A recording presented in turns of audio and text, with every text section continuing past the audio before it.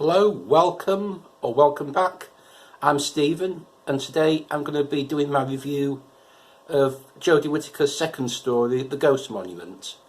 But before we get on to that, I just want to give another update on my mental health. You'll recall from the last video that I've had to start taking the old citalopram again. I'm nine or 10 days into taking that now. It's maybe just starting to get into my system enough to have some effect, but I have been through a pretty rough time with it over the last few days. I had some unpleasant anxiety side effects which led to a few nights when it was difficult to sleep and sort of the knock-on tiredness from that. So I've been off work. Those of you within the UK will know that you can self-certify your absence from work on medical grounds for a calendar week, and if it goes on beyond that then you need a doctor's note. And so I did reach the point where I had to get a doctor's note from my doctor, so the doctor certified me as sick to cover yesterday, to cover today and yesterday and today. So the plan now is that I will return to work when my next shift is, which is the 27th of December, because 24th, 25th, 26th are my natural days off. Not that work is working on the 25th anyway. Nobody's working on the 25th where I work. But anyway, that's the current plan, and hopefully that will be okay, because that will mark 2 weeks since I've been on the citalopram, and it should hopefully have me evened out by then. Anyway, by the time you see this, I will probably be with my family. I'm going to spend Christmas with my parents and my granddad, and I'll be seeing other members of my family in the days after Christmas. Okay, so Doctor Who, The Ghost Monument, because that's what you're here for. Let's get on with it. I've got the Doctor here, so let's put it in my hat. Second time the Jodie Whittaker figure's been in, because we've already done the Witchfinders pretty early on in this run. So I just secure the Doctor. Are you ready to sing along? Oh, it's time to talk about Doctor Who. I've got the Doctor in my hat. I'll have to stay very, very, very still, or she'll fall out and go splat. Caught. Okay. Now, for those of you who didn't see my previous review of a Jodie Whittaker story, I just want to lay something out to begin with. I like this Doctor, okay? I like all the Doctors. So those of you who have clicked on this hoping it's going to be somebody having a rant about Jodie Whittaker, you've come to the wrong place. I'll just say that now. Okay, so what can I say? I like Jodie Whittaker, like the majority of Doctor Who fans do. Actually, it is a very vocal, but it is a minority who screech and scream about not liking her. Anyway, I thought I'd get this out of the way because I might have some negative things to say about this particular story, and I didn't want you thinking I was being negative about Jodie Whittaker, because really I'm not. I have to say The Ghost Monument, on first watching of this series in 2018, was my least favourite of Series 11, and I wasn't particularly looking forward to rewatching this one, to be honest. But when I rewatched it earlier today, I was actually quite surprised by how much I enjoyed it. I don't think it's risen in my rankings at all from the rewatch, but it has caught up to the rest of the pack, if you see what I mean. It's sort of just nestling below the other 9 stories now, rather than being a sort of drop below them. And I think what I didn't like originally was I just felt it was just a bit too stripped back. There wasn't enough going on. This was Doctor Who at its most stripped back. We just got the Doctor.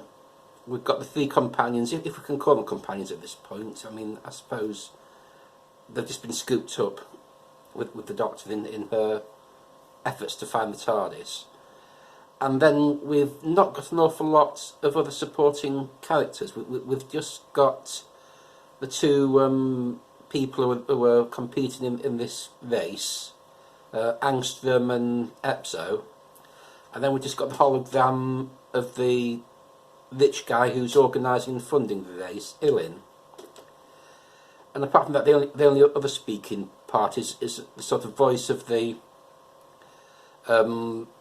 weapons, those sort of swirling rag things that torment the Doctor.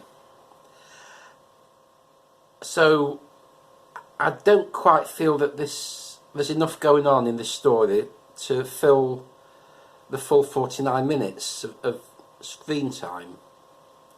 That said, the visuals are stunning. I mean, this looks like there's been a lot of money spent on it. I mean, the vast sort of desert scapes, and you've got sort of mountains in the background, and the lake. It's just stunning to look at. And then that wonderful sequence where they and Ryan and Angstrom are walking through that little valley, and the ship carrying Epso, the Doctor, and Yaz comes crash landing down behind them, and that's. I don't think Doctor Who had ever looked as stunningly realistic before that. So I mean, it's a beautiful story to look at, and it really does showcase, you know, what the special effects people can do. And of course, the other thing it showcases is the characters, because I mean, at its heart, it's not really an action adventure as such. It is a character piece, because we're still getting to know the new Doctor, and we're also getting to know the companions. So we have a lot of, you know, conversations, you know, between them and between the Angstrom and Epso. We're just sort of exploring all these characters, and of course I particularly remember that heartwarming tale that Epso tells when they're on the boat about how his mother, when he was a kid, got him to climb the tree and then didn't catch him to teach him a life lesson, and that sort of sums up his character really. Angstrom's a much more sympathetic character than Epso, but even so, even though Epso isn't likeable, it's still heartwarming at the end when the 2 of them agree to win the race together.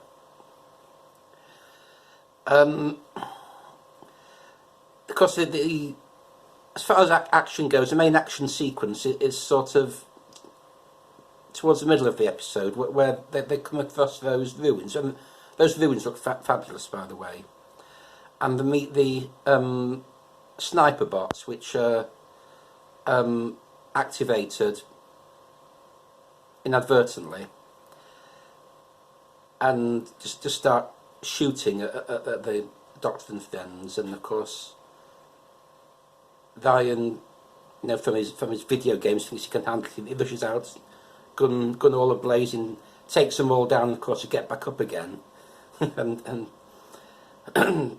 because the Doctor admonishes him, and then finds another way to deal with the situation. And those sniper bots, they look good too. So again, the visuals are wonderful. It's just, there's just not enough story for me. And then, for me, it ends on a bit of a disappointing note because, of course, the ghost monument to the title is actually the TARDIS. And when the Doctor is reunited with the TARDIS, and she goes inside, and it reveals a new TARDIS interior. Although it's grown on me over time, I'll admit I didn't like the new TARDIS set when it was first revealed. So that was because I loved the Peter Capaldi TARDIS interior so much. I thought that was absolutely gorgeous. So it was a bit of a disappointment for me at the time to see the new TARDIS interior. But it has grown on me. I like it more now than I did then, because, as always, we get used to it. I mean, it's not my least favourite TARDIS interior ever. I mean, I didn't like the one that Matt Smith had very much. Matt Smith's first one. I wasn't keen on that. But that's just a minor quibble. But what story does do, it does get us to know the characters, and it sets us up for the adventures ahead, which I don't think we could have got into the next adventure if we hadn't had our characters sort of bond so well on this sort of little mini quest. And if there's one thing the Doctor has always done well, it's always done quests well, right way back from the first series with Keys of Marinus and so on and so forth. So this one's a minor quest compared to that, but it's a quest nonetheless. I think that's all I've got to say about this story. If I've sounded a bit negative, like I say, I don't mean to sound negative about this story, because I love Jodie Whittaker's Doctor, and this is probably the most negative I will ever be about any Jodie Whittaker story, because I like every other Jodie Whittaker episode more than I like this one. But hey, can't please everyone. So I'll take Jodie out of my hat, and we'll make the draw for the next story, which, who knows, maybe it'll be Jodie again.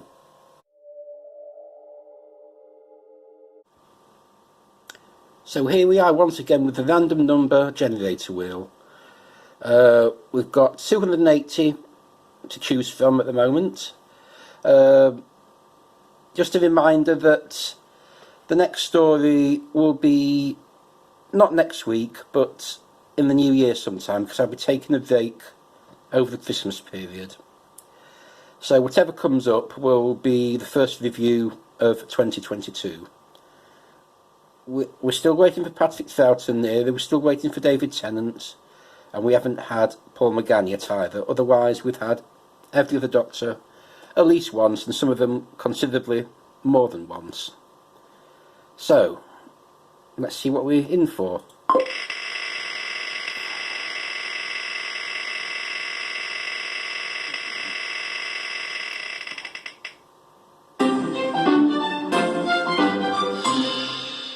That is 222. So I'm pretty sure, well, I'm certain we're sticking with 21st century Doctor Who. So, bring up the spreadsheet. 222. 222 and... Oh, well, actually, okay. For the time of year, that's quite apt, because if I zoom in there,